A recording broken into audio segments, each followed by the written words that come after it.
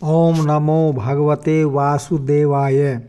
माघ मास की शुक्ल पक्ष की एकादशी को जया एकादशी कहते हैं। इस दिन भगवान श्री कृष्ण की पुष्प, जल, अक्षत, रोली, नैवेद्य आदि षोडशोपचार विधि से पूजा की जानी चाहिए। भगवान को भोग लगाकर स्वयं प्रसाद ग्रहण करना चाहिए।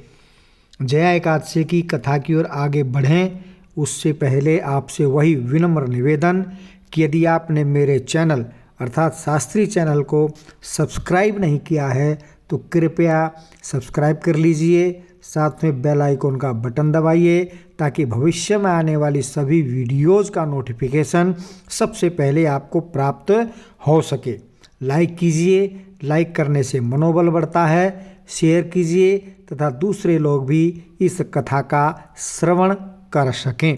तो चलिए चलते हैं जया एकादशी की कथा की ओर। प्राचीन काल में इंद्र की सभा में माल्यवान नाम का एक गंधर्व गीत गा रहा था, परंतु उसका मन अपनी नवयौवना पत्नी की ओर लगा हुआ था। इस कारण गाते समय उसकी लय, ताल और सुर बिगड़ गया।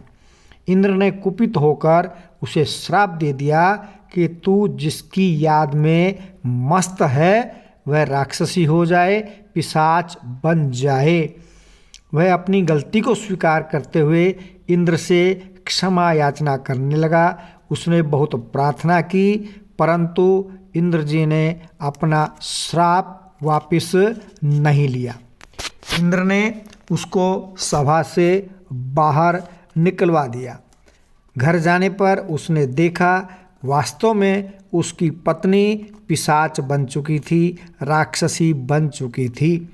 श्राप के निवारण के लिए उसने अनेक प्रयत्न किए, परंतु सब निष्फल रहे। होई है सोई जो देव रची राखा। अचानक एक दिन सौभाग्य से उसकी भेंट देवर्षि नारद से हो गई। उसने नारद जी से उस श्राप की निवृत्ति के लिए प्रार्थना की तो नारद जी ने कहा कि माघ मास के शुक्ल पक्ष की एकादशी का व्रत करो और भगवान का कीर्तन करते हुए समय व्यतीत करो। ऐसा कहकर देवर्षि नारद नारायण नारायण कहते हुए चले गए। इधर माल्यवान गंधर्व ने माघ मास के शुक्ल पक्ष की एकादशी अर्थात जया एकादशी का व्रत किया, जिसके प्रभाव से उसकी पत्नी पिशाच देह से छूट गई और अति सुंदर देह धारण करके दोनों स्वर्गलोक को चले गए। तो ऐसी ये जया एकादशी बुरी योनि से भी मनुष्य का उद्धार करने वाली है, इसलिए जया एकादशी को किया जाना चाहिए। बोले विष्णु भगवान की जय। आज के लिए इतना ही, मिलते हैं अगली वीडियो में। तब तक के लिए वंदे मातरम, जय हिंद, जय भारत।